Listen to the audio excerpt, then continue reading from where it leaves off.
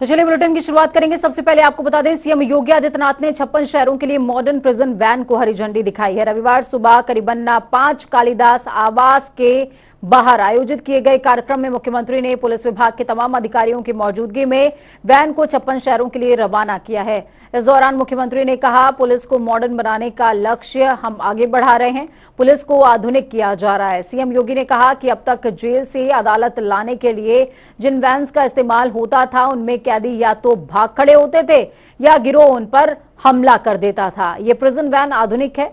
25 करोड़ जनता की सुरक्षा के हित में हम पुलिस विभाग को आधुनिक बना रहे हैं।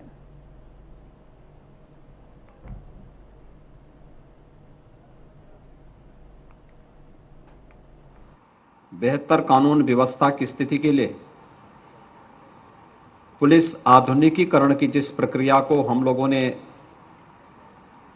प्रारंभ किया था, मॉडर्न प्रिजन वैन उसी श्रृंखला का एक हिस्सा है। 56 मॉडर्न प्रिजन वैन को आज गृह विभाग को समर्पित करते हुए मुझे अत्यंत आनंद की अनुभूति हो रही है। मैं इसके लिए गृह विभाग को और कारागार विभाग को संयुक्त रूप से इसके लिए हृदय से बधाई देता हूं। पुलिस एंड फॉरेंसिक इंस्टीट्यूट की स्थापना भी हम लखनऊ में कर रहे हैं।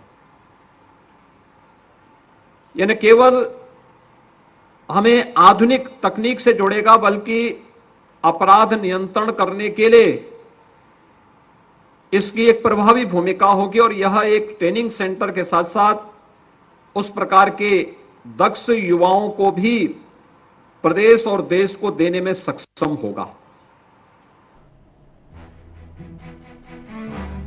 तो प्रिजन वैन के क्या है खास फीचर? सीसीटीवी कैमरा इसमें होगा, पैनिक बटन का इस्तेमाल किया जाएगा, हाई लॉक सिस्टम होने वाला है, मजबूत बॉडी होगी, डबल डोर का इस्तेमाल किया जाएगा, यानी कि अगर कैदी भागने की भी कोशिश करता है तो भाग नहीं पाएगा क्योंकि सीसीटीवी कैमरे की निगरानी में होगा। और अगर पुलिस को किसी तरह की कोई दिक्कत आती है तो वो पैनिक बटन का इस्तेमाल कर सकती है। हाई लॉक सिस्टम होगा जिससे भागने की कोशिश नाकामयाब होगी। तो वहीं दूसरी तरफ मुख्यमंत्री योगी आदित्यनाथ ने उत्तर प्रदेश में पल्स पोलियो अभियान का भी आगाज किया है। अभियान के तहत प्रदेश के 50 जनपदों के 2 करोड़ 27 लाख बच्चों को अब पोलियो ड्रॉप्स पिलाई जाएगी। इनमें पहले दिन 77,000 बूथों पर, जबकि दूसरे दिन छठे दिन तक 15,000 पर्यवेक्षकों के नेतृत्व में 48,000 टीमें घर घर जाएंगी। 5 साल तक के बच्चों को पोलियो ड्रॉप्स पिलाई जाएगी। आपको बता दें, मुख्यमंत्री आवास पर आयोजित कार्यक्रम में 10 बच्चों को पोलियो ड्रॉप्स पिलाकर अभियान का आगाज सीएम ने खुद किया है। और जब तक दुनिया से एक खतरनाक संक्रामक बीमारी का अंत नहीं हो जाता, हमें सतर्क रहना होगा, ये कहते भी सीएम योगी नजर आए हैं। पोलियो एक संक्रामक बीमारी है, लेकिन जब सामूहिक रूप से प्रयास होते हैं तो उसका भी हम समाधान निकाल लेते हैं। पल्स पोलियो अभियान इस देश के अंदर उसी सामूहिक ताकत का एहसास कराता है। हम लोगों को याद है कि इसके लिए गांव-गांव में और मोहल्ले में बूथ लगाने, उससे पहले अवेयरनेस के बृहद कार्यक्रम को साथ में लेकर के तमाम उन संगठनों ने, विश्व स्वास्थ्य संगठन, यूनिसेफ, विभिन्न स्वयंसेवी संगठनों ने स्वास्थ्य विभाग के साथ जब सहभागी बनकर के इस कार्यक्रम को सफलता की नई ऊंचाइयों तक पहुंचाया तो उसके परिणाम भी हम सबके सामने हैं। विगत 12 वर्ष से उत्तर प्रदेश के अंदर कोई भी पोलियो से संबंधित मामला देखने को नहीं मिला। लोकतांत्रिक व्यवस्था में स्वास्थ्य के प्रति भारत की जागरूकता और भारत की सफलता की एक नई कहानी कहता है कि लोकतांत्रिक मूल्यों और आदर्शों के साथ जीते हुए 135 करोड़ लोग इस संक्रामक बीमारी से मुक्त हुए हैं, लेकिन संक्रामकता होने के नाते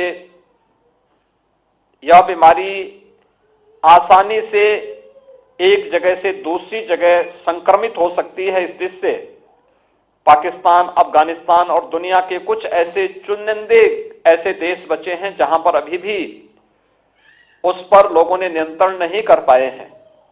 उसके परिणाम स्वरूप इस सतर्कता के लिए प्रतिवर्ष पोलियो उन्मूलन के लिए पल्स पोलियो अभियान शासन के स्तर पर संचालित हो रहा है। तो वहीं 19 सितंबर से विधानसभा सत्र का आगाज हो रहा है। उससे पहले रविवार को सर्वदलीय बैठक संपन्न हो चुकी है। बैठक में विधानसभा अध्यक्ष सतीश महाना और मुख्यमंत्री योगी आदित्यनाथ, संसदीय कार्य मंत्री सुरेश खन्ना मौजूद रहे। साथ ही सभी विपक्षी और सहयोगी दलों के नेता भी शामिल हुए हैं। बीएसपी से उमाशंकर सिंह, सुभाषपा की अगर बात की जाए तो बेदीराम, समाजवादी पार्टी की तरफ से मनोज पांडे बैठक का हिस्सा थे। बैठक में विधानसभा सत्र को निर्बाध तौर पर चलाने को लेकर सहमति बनी है। साथ में विपक्षी दलों ने विधानसभा अध्यक्ष से यह भी कहा कि हमें बोलने का पर्याप्त समय दिया जाए और प्रश्न का मौका भी मिले। देखिए, सरकार की तरफ से यह अपेक्षा की गई कि सदन चलाने में विपक्ष सहयोग करे। विपक्ष सदैव इस विषय में सकारात्मक रुख रहा। विपक्ष तो चाहता है ज्यादा से ज्यादा सदन चले। आज प्रदेश में बड़े ज्वलंत मुद्दे हैं, जनहित के मुद्दे हैं, गरीबी है, महंगाई है, बेरोजगारी है, सूखे से प्रभावित किसान हैं, उनके एरिया हैं। वहीं कुछ एरिया उत्तर प्रदेश के बाढ़ से भी प्रभावित हैं। हेल्थ की व्यवस्था चरमरा गई है, महिला अपराध बढ़े हैं और विपक्ष चाहता है कि इसमें सकारात्मक चर्चा हो। और हमारे पार्टी के वरिष्ठ नेता और वरिष्ठ सदस्य ने कार्य मंत्रणा में भी इस बात को उठाई है कि सदन कम से कम 10 दिन चलाया जाए। विधानसभा का मानसून सत्र कल से होना प्रस्तावित है। हमारे अत्यंत लोकप्रिय तथा पुराने सदस्य श्री अरविंद गिरी जी का निधन हो गया। कल उनका निधन का निर्देश विधानसभा में आएगा। उसके बाद कंडोलेंस होकर हाउस उठ जाएगा। परसों से विधिवत विधायी कार्य होगा और इस सत्र में एक नई परंपरा भी पड़ने जा रही है। माननीय मुख्यमंत्री जी और माननीय विधानसभा अध्यक्ष जी ने ये तय किया है कि भाई एक दिन महिला सदस्यों को ही मौका मिले, तो उस दिन महिला सदस्य बोलेंगी केवल 22 तारीख को। और हम समझते हैं कि विधानसभा में महिला सशक्तिकरण के नाम पर एक बहुत अच्छी परंपरा की शुरुआत होने जा रही है। देखिए, पहले तो हम सभी दलीय नेताओं ने सरकार से और माननीय विधानसभा अध्यक्ष जी से निवेदन किया कि थोड़ा हमारी जो सत्र अवधि है इसको बढ़ा दिया जाए। तो उस पर तो उन लोगों ने सहमति नहीं दिया। उन लोगों ने ये जरूर कहा कि सदन सुचारू रूप से चले तो आगे विचार किया जाएगा, हम फिर जल्दी सदन आहूत करेंगे। तो हम लोग इस इतने ही कम दिनों में जितना ही समय मिला है उतने में कोशिश करेंगे कि प्रदेश के जो ज्वलंत मुद्दे हैं उन सभी मुद्दों को ला करके सदन में रखें और सरकार का उस पर जवाब लें और जनता से जुड़ी समस्याओं का सरकार से हल भी कराएं। देखिए, पूरी तरह से हम कांग्रेस पार्टी उन मुद्दों को उठाएगी जो प्रदेश के हित में है, चाहे वो बेरोजगारी का मुद्दा हो, महंगाई का मुद्दा हो, सूखा लगभग पूरे प्रदेश में सूखे जैसे हालात हैं, असंतुलित वर्षा भी कई जगह हुई है। तो ये महत्वपूर्ण मुद्दे हैं, किसानों के कुछ मुद्दे। इन सबको हम सबसे ज़रूरी तो लॉ एंड ऑर्डर, जिस तरह की घटनाएं पिछले हफ्ते भर में हुई हैं, लखीमपुर की घटना हो या कल बदायूं की घटना हो, इन सब मामलों को कांग्रेस पार्टी पूरी ताकत और मजबूरी से उठाएगी। आज बिजनेस एडवाइजरी कमेटी की मीटिंग थी, जिसको कार्य मंत्रणा की समिति की बैठक कहते हैं, और सर्वदलीय बैठक थी। माननीय मुख्यमंत्री जी सर्वदलीय बैठक में भी उपस्थित हुए और सबको साथ मिलकर विधानसभा को एक अच्छे प्रकार से चलाने के लिए एक मैसेज और एक आह्वान किया। इसी 5 दिनों के सत्र में एक दिन महिला सदस्यों को बोलने के लिए मैंने आरक्षित किया है। मेरे द्वारा कार्य मंत्रणा समिति में जब ये सिफारिश आई तो सभी माननीय सदस्यों ने उसको बहुत सहर्ष से स्वीकार किया। 22 तारीख को महिलाओं को बोलने का एक अवसर मिलेगा। उस दिन सिर्फ महिलाओं को बोलने का अवसर मिलेगा। माननीय मुख्यमंत्री जी का, माननीय नेता प्रतिपक्ष का भी हम उद्बोधन लेंगे, लेकिन उनके अलावा बाकी सारी महिला सदस्य उसमें भाग लेंगे। और ये देश में पहली बार किसी भी विधानसभा के द्वारा ये नया अभिनव प्रयोग है जहां पर सिर्फ महिला सदस्यों को बोलने का अवसर दिया जाएगा। तो हर बार जब सत्र का आगाज होता है तो एक नई तरीके का एक्सपेरिमेंट देखने को मिलता है। तो इस बार भी 22 तारीख को सिर्फ महिला सदस्य जो होंगी सदन के अंदर मौजूद, उनको बोलने का मौका सदन की तरफ से दिया जाएगा। तो चलिए खबरों में आगे बढ़ते हैं। बड़ी और अहम जानकारी आपको राजधानी लखनऊ से दे रहे हैं। शिवपाल यादव को आगे की सीट नहीं मिलने वाली। सपा अध्यक्ष अखिलेश यादव की मांग को खारिज कर दिया गया। विधानसभा अध्यक्ष ने कुछ चिट्ठी लिखी थी अखिलेश यादव ने। फिलहाल ये मांग खारिज कर दी गई है। एक निश्चित व्यवस्था पहले से की जा चुकी है, उसी व्यवस्था के अनुसार हमको चलना होगा, ये कहना है सतीश महाना का।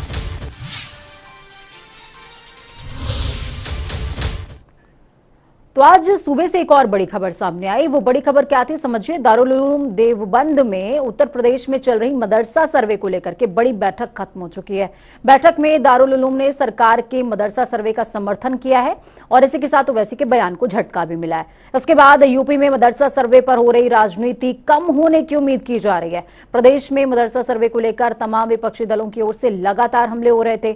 दारुल उलूम ने बैठक में साफ कर दिया कि सरकारी जमीन पर बने मदरसे गैर कानूनी है, उन्हें हटा दिया जाना चाहिए। निजी जमीन पर बने मदरसे ही उचित हैं। दारुल उलूम ने प्रदेश के मदरसा संचालकों को सरकार की प्रक्रिया के समर्थन का ऐलान किया है। इसके बाद उम्मीद जताई जा रही है कि मदरसा सर्वेक्षण को लेकर जो कवायद चल रही थी, सियासी घमासान चल रहा था, वो कुछ कम हो जाएगा। आपको बता दें जिस दौरान देवबंद में ये मीटिंग चल रही थी जिसमें तमाम जनपदों से मदरसा संचालक आए हुए थे, उसी दौरान तमाम कांग्रेसी यहां पर बाहर मौजूद थे और दारुल उलूम के बाहर मौजूद थे। हाथों में उनकी तख्तियां थी। वो साफ तौर पर कह रहे थे कि धर्म के नाम पर मदरसों का जो सर्वे चल रहा है वो गैर कानूनी है, हम उसे स्वीकार नहीं करते हैं। मुद्दों से भटकाने की कोशिश सरकार की तरफ से की जा रही है, लेकिन देवबंद के अंदर से जो फैसला सामने आया दारुल उलूम की तरफ से, वो वाकई में चौंकाने वाला था, क्योंकि ओवैसी के बयान को भी वो खंडित करता है और दूसरी तरफ सरकार का समर्थन भी कर रहा है। जिस तरह कौम को बेहतर से बेहतर बैरिस्टर की जरूरत है, जिस तरह बेहतर से बेहतर प्रोफेसर की जरूरत है, कौम को जिस तरह बेहतर से बेहतर इंजीनियर की जरूरत है, इसी तरह मुस्लिम कौम को बेहतर से बेहतर मुफ्ती की जरूरत है, बेहतर से बेहतर आलिम दीन की जरूरत है। हमारे इस मुल्क के अंदर लाखों मस्जिदें हैं, हमें हर मस्जिद के लिए इमाम की जरूरत है, हमें हर मस्जिद के लिए मुअज्जिन की जरूरत है।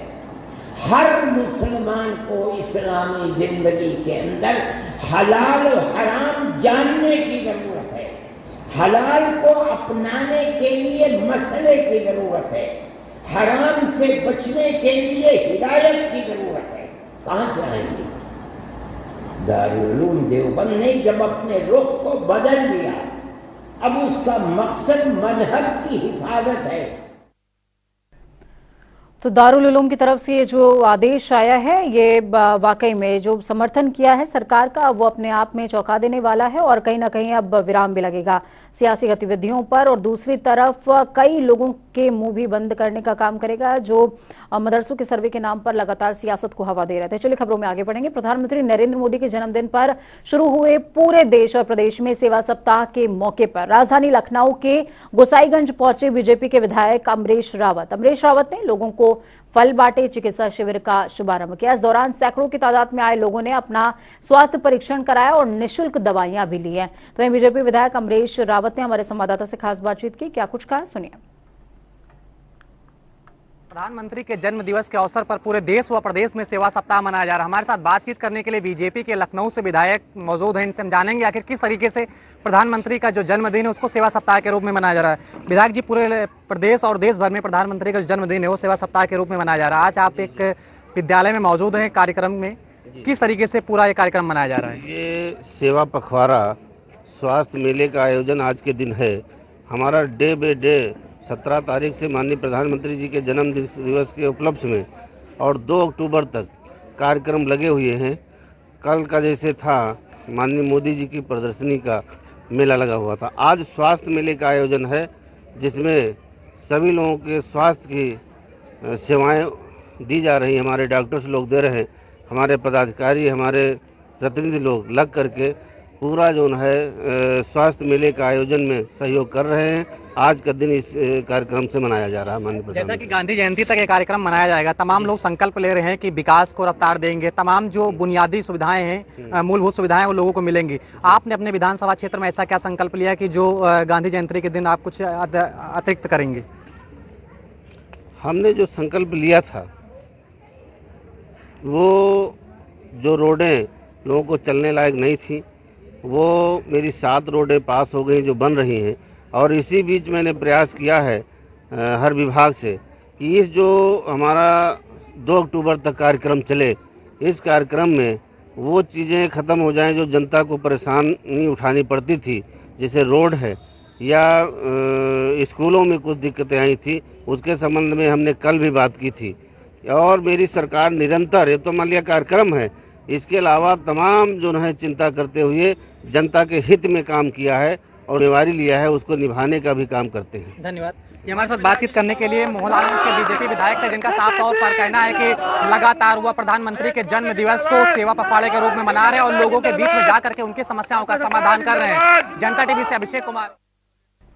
तो वहीं नोएडा में श्रीकांत त्यागी प्रकरण में संयुक्त त्यागी भूमिहार स्वाभिमान मोर्चा ने आज गाजियाबाद में श्रीकांत त्यागी की धर्मपत्नी अनु त्यागी के नेतृत्व में एक प्रेस कॉन्फ्रेंस की, जिसमें अनु त्यागी ने प्रशासन और एना अग्रवाल की मिली भगत के आरोप लगाए हैं। इस दौरान अनु त्यागी ने हमारे संवाददाता से खास बातचीत करते हुए क्या कुछ कहा है, सुनिए।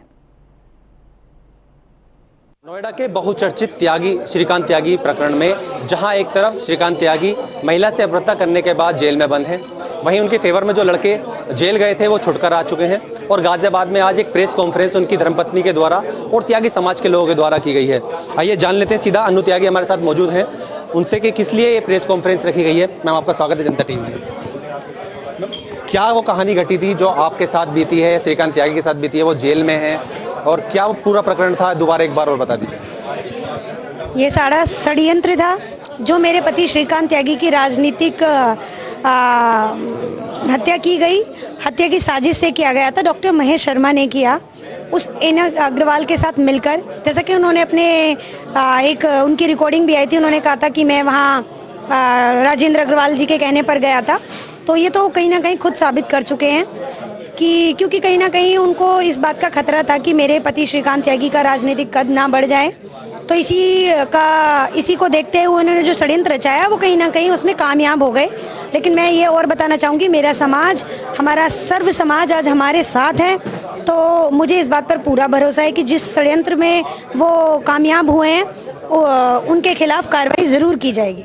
श्रीकांत त्यागी का एक बहुत बड़ा चिट्ठा उन्होंने अपराधी का लिखा भेजा है। नोएडा पुलिस ने जब कार्रवाई की थी उनके ऊपर इनाम भी घोषित कर दिया था। तो क्या लगता है कि षड्यंत्र कैसा, क्या उनकी जो छवि है उसको खराब करने के लिए पुलिस द्वारा किया गया है?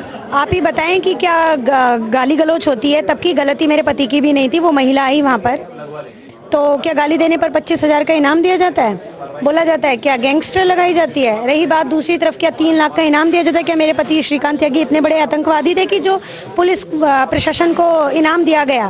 क्योंकि कहीं ना कहीं इस बात को, छोटी सी बात को बहुत बड़े बनाना, मुद्दा था 6 इंच के पौधों का, जो मेरे पति श्रीकांत त्यागी उसकी खिलाफ जो वो महिला आई थी उससे कहने के लिए सिर्फ गए थे।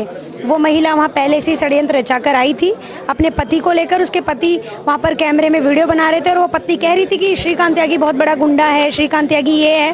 तो मैं आपको बताना चाहूँगी कि क्या अगर आपको पता है कि कोई आदमी गुंडा है तो क्या आप अपने घर की महिलाओं को वहाँ पर भेजेंगे? तो आप खुद ही समझ सकते हैं, प्री प्लान है।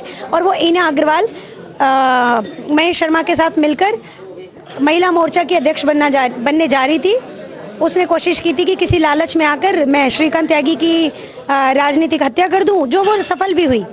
पर मैं आपको बताना चाहूँगी कि मैं जब तक शांत नहीं रहूँगी, जब तक हमें न्याय नहीं मिलेगा, इस अन्याय के खिलाफ मैं लड़ाई लड़ती रहूँगी। तो आप खुद देख सकते हो कि वो जो अपने आप को एजुकेटेड एंड वेल ऑफ महिलाएं कहती हैं अपने आप को, कि उनकी प्रवृत्ति क्या है, वो किस प्रवृत्ति की हैं, वो किस तरह से दूसरों को लोगों को प्रोवोक किया जाए, किस तरह दूसरों को मानसिक उत्पीड़न की जाए, वो उसमें पूरी तरह से अभी तक सफल होती हुई आई और आगे भी उन्होंने वही किया। मेरे घर के बाहर खड़े होकर कैंडल मार्च निकाला और उसमें मेरे घर के आगे मुझे मुद्दा बनाकर कि मैं फिर कुछ करूं, फिर किसी तरह से परेशान हूँ। आप ही बताएं, कल मैं अगर वहाँ ना उपस्थित होती, मुझे कहीं जाना हो जाता, जिस तरह से वो लोग कर रहे थे वहाँ पर 10-20 लोगों को इकट्ठा कर कर, मेरे बच्चे कल को कुछ कर जाए, उसका किसके पास उसका जवाब होगा। ऐसा सुनने में आया है कि उनका राजनीतिक कद बढ़ने वाला था उत्तर प्रदेश के अंदर, उसको लेकर उनको षड्यंत्र के तहत फंसाया गया है, ऐसा कोई मामला आप बताइए। बिल्कुल, वही तो मैं आपको बताने के लिए जा रही हूँ कि डॉक्टर महेश शर्मा को कहीं ना कहीं इस चीज़ के लिए बहुत परेशानी थी, क्योंकि वो अपने बेटा और बेटी को मोदी नगर विधानसभा से चुनाव लड़ाने जा रहे थे और मेरे पति श्रीकांत त्यागी ने 2 बार कोशिश की, जो किसी कारणवश नहीं मिल पाया, वो मुझे नहीं पता है। तो उनको इस चीज़ की आपत्ति थी कि कहीं श्रीकांत त्यागी को ना मिल जाए और वो बड़े ना हो जाए, उनका राजनीतिक कद ना बढ़ जाए। देखिए, साफ तौर पर जाहिर है आज जो पीड़ा है अनु त्यागी की वो सामने आई है कैमरे के सामने, और वो खास तौर पर बताना चाहती हैं कि षड्यंत्र का शिकार श्रीकांत त्यागी कहीं ना कहीं हुए हैं। और एक यही वजह, एक बड़ा सवाल खड़ा होता है, जहां श्रीकांत त्यागी अभी जेल में है, वहीं उनकी धर्मपत्नी जो है स्वाभिमान की लड़ाई जो है वो लगातार लड़ रही है। बने रही जनता टीवी के साथ, हैदरअली संवाददाता, गाजियाबाद। तो वहीं बात करेंगे आगरा की, जहां पर प्रदेश सरकार से बहादुरी का सम्मान पाने वाली दलित युवती आज न्याय के लिए गुहार लगा रही है। युवती और उसका परिवार कई महीनों से सरकारी दफ्तरों के चक्कर लगा रहे हैं, लेकिन उन्हें अभी तक न्याय नहीं मिल पाया है। अब पीड़िता ने मुख्यमंत्री योगी आदित्यनाथ को चिट्ठी लिखकर न्याय की गुहार लगाई है। युवती का साफ तौर पर कहना है कि उसके परिवार को दबंगों से लगातार धमकियां मिल रही हैं, जिसके चलते पूरा परिवार खौफ के साए में जिंदगी गुजार रहा है। यहां तक कि परिवार पलायन करने तक को मजबूर है। आपको बता दें, पीड़िता के पिता रक्षा मंत्रालय में 30 वर्षों से डीआरडीओ की पोस्ट पर तैनात थे।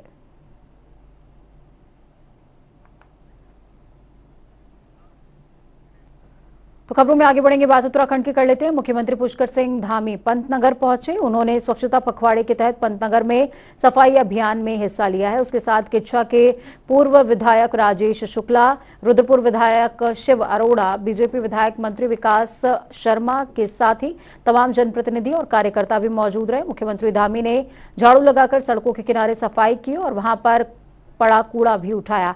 उन्होंने लोगों को सार्वजनिक जगहों पर गंदगी न फैलाने और आसपास के क्षेत्र को साफ सुथरा रखने की अपील लोगों से की है।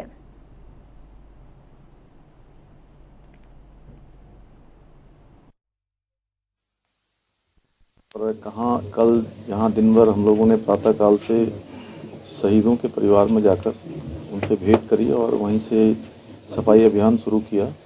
उसके बाद रक्तदान के कार्यक्रम पूरे दिन भर चले हैं पूरे राज्य में।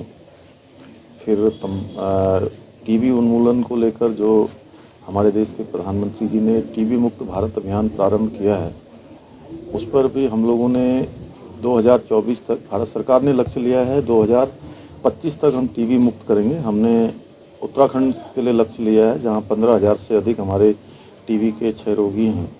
उनको देहरादून में सरकारी अस्पताल डेंगू बुखार के रोगियों से पटा पड़ा है। डॉक्टर एनएस बिष्ट का साफ तौर पर कहना है कि अस्पताल आने वाला हर दूसरा व्यक्ति डेंगू बुखार से पीड़ित है, लेकिन इस बार चौंकाने वाली बात यह है कि जांच होने पर मरीजों की रिपोर्ट पॉजिटिव आने के बजाय नेगेटिव आ रही है। इस मुद्दे पर बिष्ट ने कहा कि नेगेटिव रिपोर्ट पर भी मरीजों को बेहतरीन इलाज दिया जाना चाहिए, ताकि नेगेटिव रिपोर्ट की वजह से किसी मरीज के इलाज में लापरवाही न हो। देखिए, डेंगू की रिपोर्ट पॉजिटिव नहीं आ रही है। मैं तो कहूंगा कि अगर 100 डेंगू के मरीज हैं तो 10 की रिपोर्ट पॉजिटिव आ रही है, 90 की नहीं आ रही। इसके पीछे कारण यह है कि कुछ सीरोटाइप्स हैं, जैसे डेंगू 4 तरह के वायरसेस से होता है, तो जिसमें क्या है, टाइप 2 और टाइप 4 में फॉल्स नेगेटिव का चांस ज्यादा है कि अगर टाइप 2 और टाइप 4 से इन्फेक्शन तो हो सकता है कि आपका रिपोर्ट पॉजिटिव ना आए। और दूसरा ये है कि री इन्फेक्शन के भी मामले हैं, जिनमें कि री इन्फेक्शन का मतलब यानी कि सेकंड। वहीं कुछ ही घंटों की बारिश में एक बार फिर से रुद्रपुर शहर पानी से लबालब भरा हुआ है। बस्तियों में बुरी तरीके से पानी घुस गया और लोगों के घरों तक में सामानों में पानी दाखिल हो गया है। इस दौरान सूचना पर विधायक शिव अरोड़ा, मेयर रामपाल के साथ ही पुलिस कप्तान डॉक्टर मंजू नाथ टीसी मौके पर पहुंचे और दोनों ने पानी में उतरकर इलाकों का जायजा भी लिया है।